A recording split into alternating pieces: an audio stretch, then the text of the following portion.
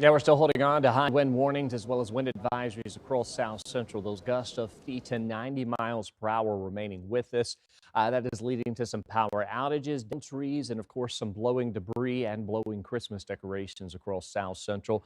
Good news is there's silver lining, and as we head through the rest of today, as those winds subside into the night. Now, max winds so far today have peaked upwards of 90 miles per hour in Palmer, 62 in Valdez, nearly 60 miles per hour, really 50 to 60 miles per hour along the Parks Highway down through the Anchorage Bowl. And while not as windy across western parts of the Kenai, we have seen sustained winds, which have been gusting anywhere from about 20 to 45 miles per hour. So the good news is those winds subside throughout the day. The advisories and high wind warnings do expire later this afternoon. Now, notice by 4 p.m. this evening, while most areas will see winds of about 30 to 50 miles per hour by this evening, we'll still hold on to the potential for areas of the valley down towards Valdez, Thompson Pass that we see with about 50 to 70 miles per hour. But then those rapidly subside into the night. And we could see a brief return to some of those winds as we come in tomorrow afternoon. But even then, those winds will likely gust up to 40 to 50 miles per hour. And if you live out towards Kodiak,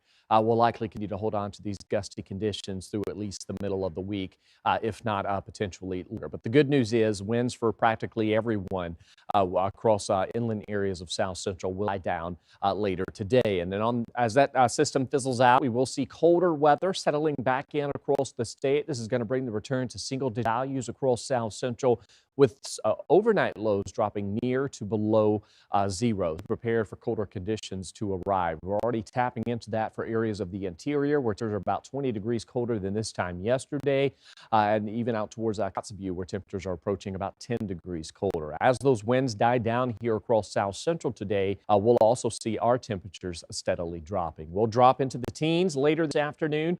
Overnight lows right around the single digits, and then even colder weather arrives later this week, and we'll see a decent potential for several mornings where those overnight conditions drop down below sub-zero values. Ongoing winter weather as you head out towards east areas of the southern panhandle from Sitka out towards Ketchikan, Metlakatla, and surrounding areas will largely see a rain-snow mix, while the rest of the panhandle largely holds on to some snowfall, where we could see several more inches of snow accumulation.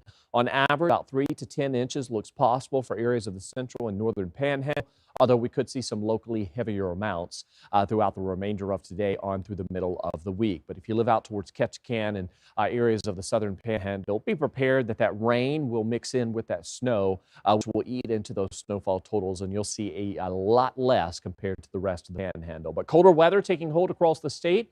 You can see 20 below in McGrath, 28 below in Fairbanks, while the Aleutians will hold on to some of the warmest weather this week with temperatures set to warm into 30s.